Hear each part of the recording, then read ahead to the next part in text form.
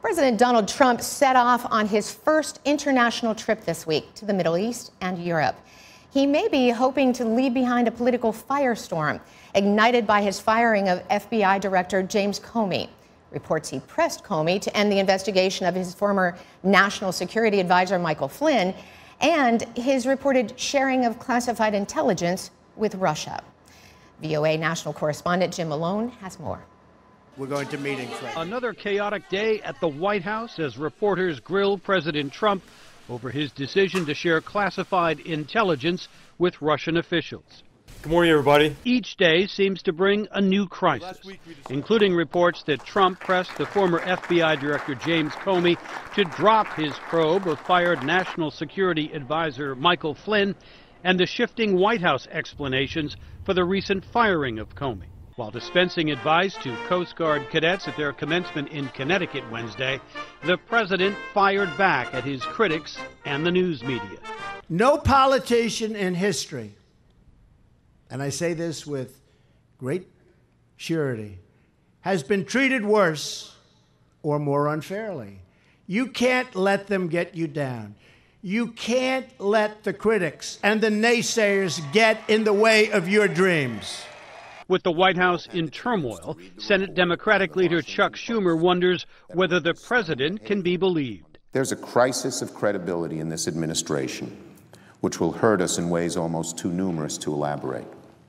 At the top of the list are an erosion of trust in the presidency and trust in America by our friends and allies. And joining me now to break all this down via Skype from the White House, Bill Gallo of VOA News, and in our D.C. studio, VOA National Security correspondent Jeff Seldin. Thank you, gentlemen, for joining us. So there's plenty to talk about. So first to you, Bill, at the White House. Is the president having what Schumer called a crisis of credibility? And, if so, how's he get out of it? Well, it's really unclear at this point. I mean, scandals and crises are nothing new for the Trump presidency or the Trump presidential campaign. But what was new this past week, was that these scandals seem to be now taking a path that is a little bit outside of the control of Trump. He's long deflected. He's long tried to distract, create other big news stories to distract from whenever things have gone wrong for him.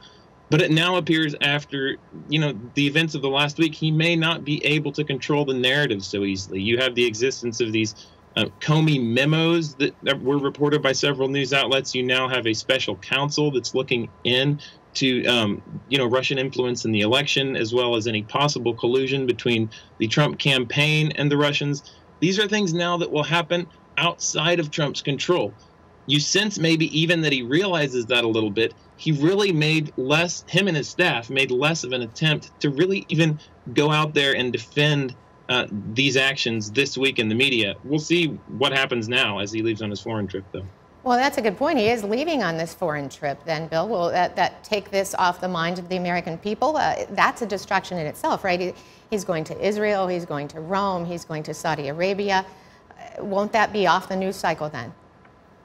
Well, the White House certainly hopes that it will. And in fact, in Trump's press conference yesterday, he repeatedly said, look, this is a witch hunt, but this is something that now, it will take its course, and I'm going to focus on what I want to do for this country. He really wants to get back to what his agenda is. Will that happen? As I mentioned, some things are out of his control now, so we don't know what the next development will be. But also on this foreign trip, it's important to note he's going to Saudi Arabia, where he'll give a speech on Islam. That's not something that is, without risk. I mean, this is a presidential candidate who, during his campaign, called for a total and complete shutdown of Muslims into the United States. He later went back on that, changed that proposal. But, this is not risk-free by any means. He's also going to the Vatican. He clashed with the Pope during the presidential campaign. The relationship there seems better now, but there's no guarantee this will go smoothly. So, Bill, you mentioned something about a special counsel. The special counsel has been appointed, former FBI Director Robert Mueller, and that's to look into the connection, if there's any connection, between Russia and the election with the Trump campaign. Jeff, let me turn to you now. How's this special counsel work? How does it exactly go into play in this investigation? Well, we have to understand there are some unique circumstances here. Already from the get-go, the Attorney General, Jeff Sessions, recused himself from any of the Russian investigations because of his meetings with the Russian ambassador to the U.S., Kislyak. So then you have the Deputy Attorney General, Rosenstein, who comes on and is under immense pressure and is involved in the mini scandal about writing the memo that helps Trump justify firing the FBI Director James Comey when he did. So earlier this week, the Deputy AG comes out and points this to special counsel. And what he says in his statement is that based upon the unique circumstances, the public interest requires me, and this again, what his quote, to place this investigation under the authority of a person who exercises a degree of independence outside the normal chain of command. So basically, by appointing this special counsel, you have somebody coming in who's very well versed. You have a former FBI director, a well-known, reputable lawyer, Robert Mueller, who can come in, take a look at this. He's going to be able to take the FBI agents who are already working on the investigation, and he's going to be able to delve into some of this without the aura of political interference, without the scandals, if you will, that with the reports that Trump asked Comey to lay off in the investigation or see his way clear of ending this investigation against his former National Security Advisor, General Flynn. So this will give a degree of independence to the investigation. It gives a renewed degree of credibility, I think, is what they're hoping from the investigation. It takes it out of all the political turmoil. Someone unbiased, someone who is external. Yeah, and it gives him freedom, too, right, to investigate broader areas. Right. If you look at the order that came with the appointment of the special counsel, he's allowed to look at any links or coordination between the Russian government and individuals, including those associated with the Trump campaign.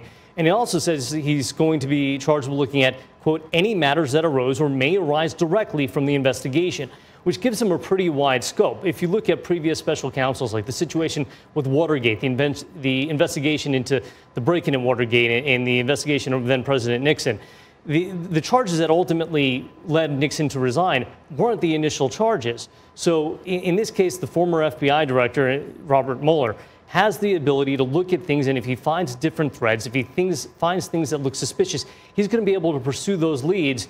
In the investigation, the hope is we'll just see justice done, whether there's something there or whether there's not something there. Good point. And also, people are worried that this will extend it, though. This will make the investigation extend out months, hopefully not years, but that remains to be seen. Let's go back on that memo that you referred to just a bit, the fact that Comey is saying that he took notes after he met with President Trump, and President Trump said something about letting it go, talking about his national security advisor. It alludes to the fact that maybe he didn't want him to investigate. But Comey is expected to be in a public hearing this coming week where he'll be asked those questions. And also already President Trump has said no, he wasn't asking that. So we might have a he said kind of investigation going on here. Any comment on that? Bill, what do you say? I mean, if it is just he said this and he disagrees with it, will we ever have a closure to this matter? It's not clear, and we don't really know even what Comey will say.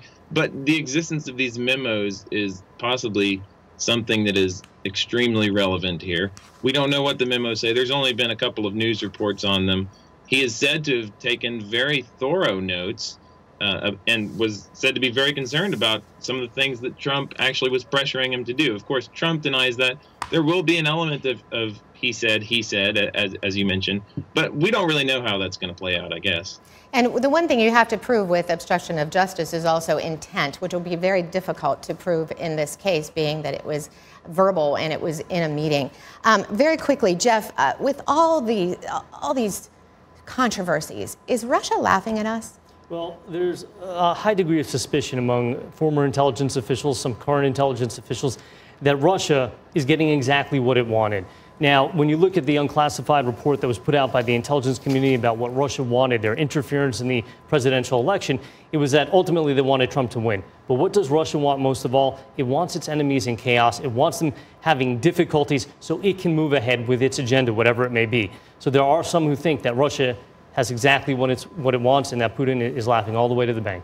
Thank you so much, Jeff and Bill. Fascinating discussion. We are taking a short break now, but when we come back, the possibility that President Trump may soon be ratcheting up U.S. troop involvement in Afghanistan. Stay tuned.